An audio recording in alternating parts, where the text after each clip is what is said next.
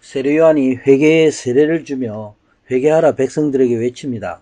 그래서 예수님의 복음의 길을 예비케 했습니다. 세례 요한이 말씀합니다. 자신은 물로 세례를 주나 예수님은 불로 세례를 베풀 것이다 말씀합니다. 이는 바로 회개함으로 예수님을 영접하라는 말씀입니다. 예수님은 불로 심판하시며 또 심판주로 오시는 예수님을 영접하라 선포하고 있습니다.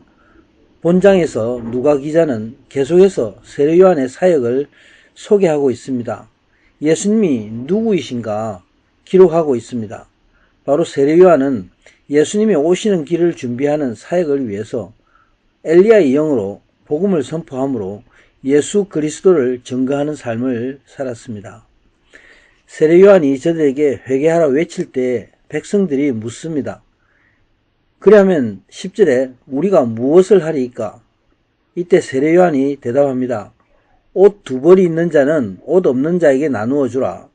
먹을 것이 있는 자도 먹을 것이 없는 자에게 나누어 주라 말씀합니다. 이 말씀이 어떤 의미입니까? 성경은 도덕적인 내용을 포함하고는 있지만 그 안에 언제나 믿는 자에게 주시는 영적인 교훈이 있습니다.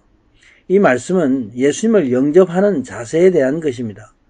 하나님의 백성은 세상을 향한 욕심을 내려놓고 영적인 것을 사모하라는 것입니다. 12절에 보면 세례 요한은 또한 세리와 군병들에게 세례를 주었습니다.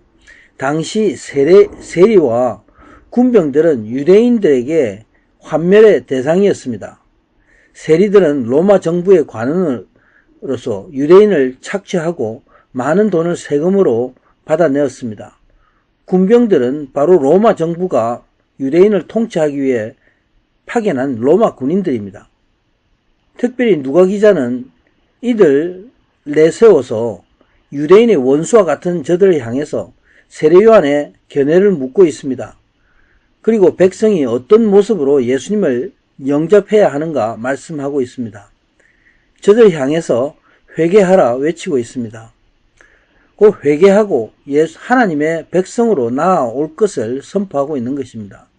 저들 향해서 너희 마음을 비우고 세상에 대한 욕심을 내어놓고 오직 예수님을 영접하는 자세를 갖추라 말씀하고 있습니다. 이는 이방인을 다 포함해서 모든 사람을 향한 외침입니다.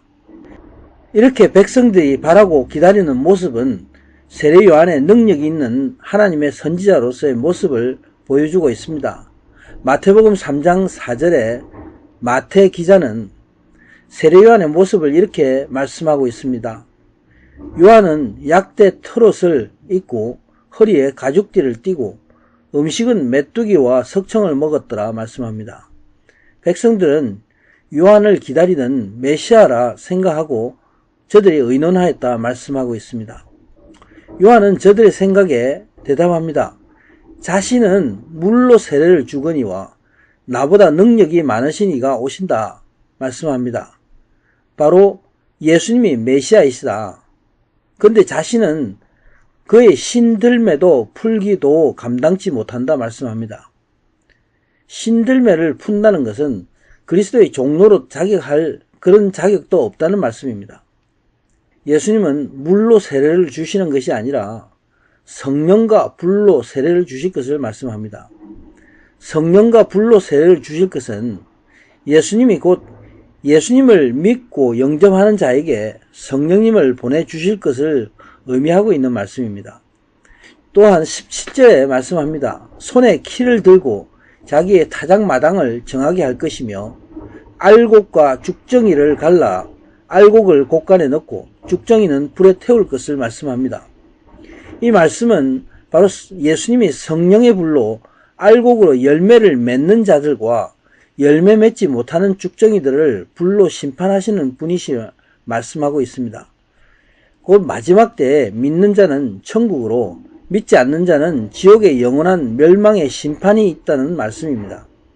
세례 요한은 여러 가지로 권해서 백성들에게 좋은 소식을 전하였다 18절에 말씀합니다. 여기서 좋은 소식이란 곧 예수님을 영접케 하는 준비 사역을 의미합니다. 근데 분봉왕 헤롯이 있었습니다. 그는 그 말씀을 받지 못하고 악을 행하였다 말씀합니다. 분봉왕 헤롯은 헤롯 대왕이 죽은 후에 갈릴리와 베레아 지역을 통치한 헤롯 안디바입니다. 그가 동생 헤롯 빌립에 처 헤로디아를 빼앗아서 불륜의 관계를 맺은 이유로 세례 요한의 책망을 들었습니다. 그 일로 세례 요한을 미워하고 또 그를 베레아의 한 감옥에 가두었습니다. 당시의 상황이 마치 엘리야를 대적한 아합 왕과 이세벨의 모습과 비슷합니다. 세례 요한의 사역은 바로 예수님을 소개하는 것이었습니다. 아무도 메시아를 모르는 때에 엘리야의 권세로 회개의 메시지를 전했습니다. 주의 길을 예비하는 선지자로서 메시아를 증거하는 사명을 다한 것입니다.